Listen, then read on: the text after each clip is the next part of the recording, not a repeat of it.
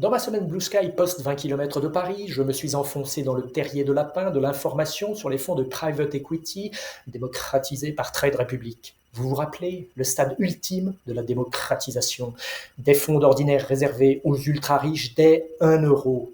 Comme un client de Trade Republic avait écrit sur LinkedIn que les documents réglementaires n'étaient disponibles qu'après avoir investi, j'ai voulu en avoir le cœur net et j'ai alimenté mon compte inactif de la somme colossale de 5 euros pour pouvoir accéder aux informations sur les fonds de private equity. Qu'ai-je découvert? Que les documents réglementaires, DIC et prospectus étaient accessibles avant d'investir, mais pas faciles à trouver.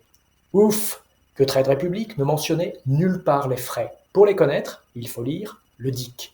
Pour le fonds de private equity géré par EQT, seuls sont mentionnés des frais de gestion annuels de 2,35%.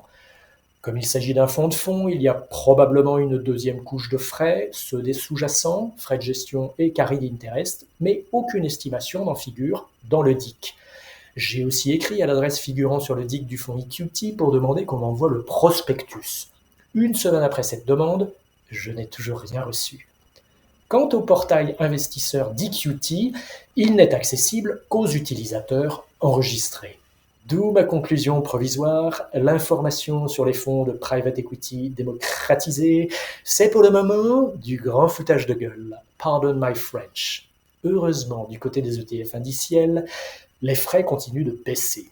Vanguard vient de réduire ceux de 6 ETF actions, après avoir baissé en juin ceux de 7 ETF obligataires. Les frais annuels moyens pondérés des encours de la gamme européenne de Vanguard sont aujourd'hui de 0,13%.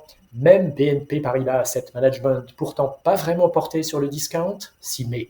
La société de gestion française, 9e acteur sur le marché des ETF en Europe avec une part de marché inférieure à 2%, vient de lancer l'ETF répliquant l'indice MSCI World le moins cher d'Europe.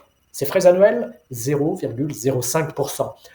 Enfin, sur le douloureux sujet de l'amélioration du service rendu aux investisseurs, contrepartie nécessaire au versement des commissions par les sociétés de gestion, le feuilleton continue. Selon la GFI, l'AMF s'apprêterait à sanctionner une société de gestion déjà épinglée en 2019 pour différents manquements, dont celui de ne pas avoir pu justifier ladite amélioration. Cette société avait pourtant cru trouver la parade en faisant établir par ses apporteurs d'affaires rétrocommissionnés une auto-attestation déclarative d'amélioration du service rendu. L'AMF n'aurait pas été convaincue. Bonne lecture et bonne semaine.